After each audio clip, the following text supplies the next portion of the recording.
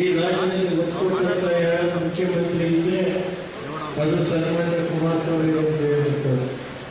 ಮತ್ತು ಅದ್ರ ಜೊತೆಗೆ ಅಶೋಕ್ ನಾಡೂರು ಅಷ್ಟೇ, ಅವರು ಶಿಕ್ಷಣ ಸಚಿವರಾಗಿದ್ದಾಗ, ಮತ್ತು ಜಿ ಟಿ ದೇವೇಗೌಡರು ಇಲ್ಲಿ 2 ಜನ ಶಿಕ್ಷಣ ಸಚಿವರು ಶಿಕ್ಷಣಕ್ಕೆ ಕ್ರಾಂತಿಕಾರಿ ಮಾಡಿದಂಥ ಯಾರ ಮುಖ್ಯಮಂತ್ರಿಗಳಿದ್ರೆ ಈ ರಾಜ್ಯದಲ್ಲಿ ಅದು ಕುಮಾರಸ್ವಾಮಿ ಅಂತ ಹೇಳಬೇಕಾದ್ರೆ ಕಳೆದ 50 ವರ್ಷದಲ್ಲಿ 40 ಮುಖ್ಯಮಂತ್ರಿ ಆಗಿರುವವರಿಗೆ 48 ತಾಲೂಕು ಕೇಂದ್ರಗಳಲ್ಲಿ PU ಕಾಲೇಜಿನಿಂದ ಸುಮಾರು 50 ತಾಲೂಕು ಕೇಂದ್ರಗಳಲ್ಲಿ ಪ್ರಥಮ ದರ್ಜೆ ಕಾಲೇಜಿನಿಂದ ಅವತ್ತು ಕುಮಾರಸ್ವಾಮಿ ಮುಖ್ಯಮಂತ್ರಿ ಆದಾಗ 1600 ಬಸವರಾಜ ಹೊರಟ್ಟಿಯವರು ಮಂತ್ರಿ, ಕುಮಾರಸ್ವಾಮಿ ಮುಖ್ಯಮಂತ್ರಿ.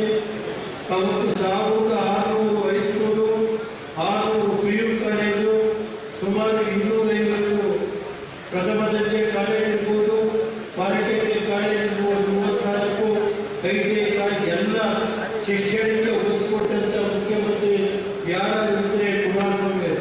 ಅದ್ರ ಜೊತೆಗೆ ಸುಮಾರು ಪ್ರೌಢಶಾಲೆ ಶಿಕ್ಷಕರು PU ಕಾಲೇಜಿಗೆ 1800 ಜನ ಇವತ್ತು ನೌಕರಿ ಕೊಟ್ಟಿದ್ದು ಕುಮಾರಸ್ವಾಮಿ ಕಾಲೇಜ್. ಮತ್ತು 4800 ಜನ ಪ್ರಥಮ ದರ್ಜೆ ಕಾಲೇಜಿಗೆ ಹೋಗಲು ಕಾಲೇಜು ಶಿಕ್ಷಕರು. ಸುಮಾರು 5,000 ಕೋಟಿ ಬಿಲ್ಡಿಂಗ್ ಅನ್ನು ನಾವು ಕಟ್ಟಿಕೊಟ್ಟಿದ್ದೆವು.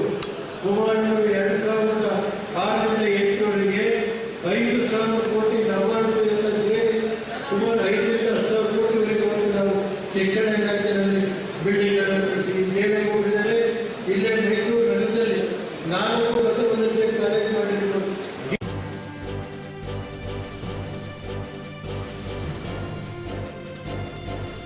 ಇದು ಮಾನವೀಯ ಸಂದೇಶದ ಜನವಾಹಿನಿ.